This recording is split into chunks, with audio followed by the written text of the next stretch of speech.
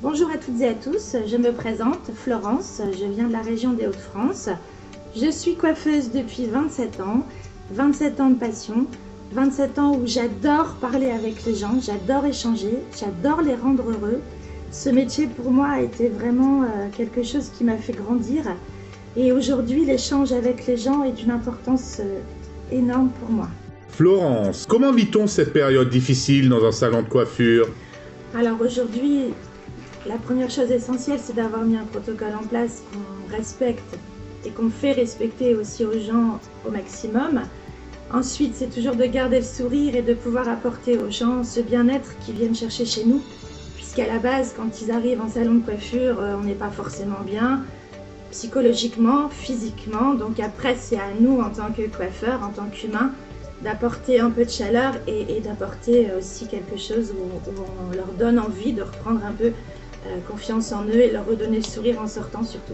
On imagine que cette situation sanitaire a des répercussions sur les salaires. Qu'en est-il réellement? Alors c'est une période compliquée puisqu'on a déjà eu un chômage partiel qui nous a fait perdre 20% de notre salaire. Et quand on a une réouverture derrière, on a effectivement un chiffre d'affaires qui rentre. Mais nous avons une obligation de nombre de personnes par rapport au mètre carré. Donc on ne peut pas avoir autant de chiffre d'affaires que d'habitude. Donc qui dit moins de chiffres, forcément a un impact sur les primes concernant le chiffre d'affaires ou sur la revente, puisque forcément il y a moins de passages dans les salons.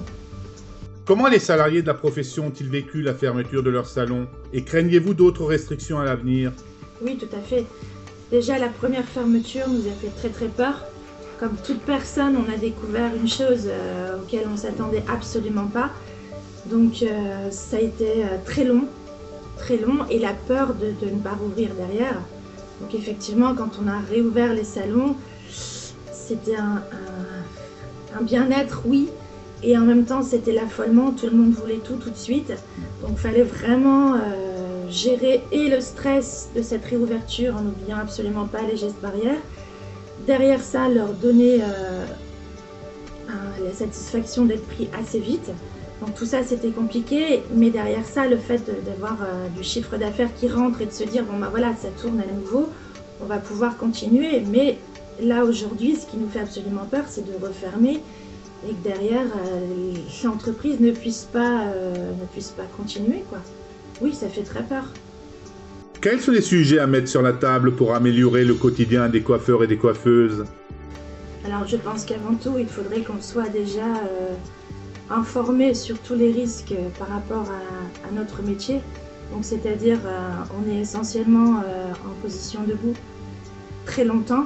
Donc on peut avoir des soucis de jambes, de circulation, enfin voilà.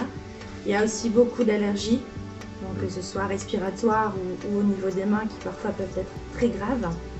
Puis ensuite on a aussi les soucis par rapport à nos mains, donc voilà, des opérations, enfin voilà, il y a plein de choses qui se mêlent à ça et je pense qu'en être informé et faire avancer les choses sur ces sujets-là peuvent être bénéfiques pour nous en tant que coiffeurs.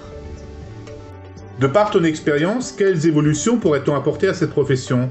Alors j'aimerais surtout me sentir protégée et accompagnée dans tout ce qui pourrait m'arriver au quotidien.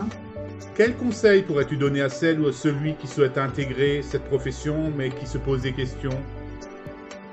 Alors déjà, je lui conseillerais de commencer par l'apprentissage.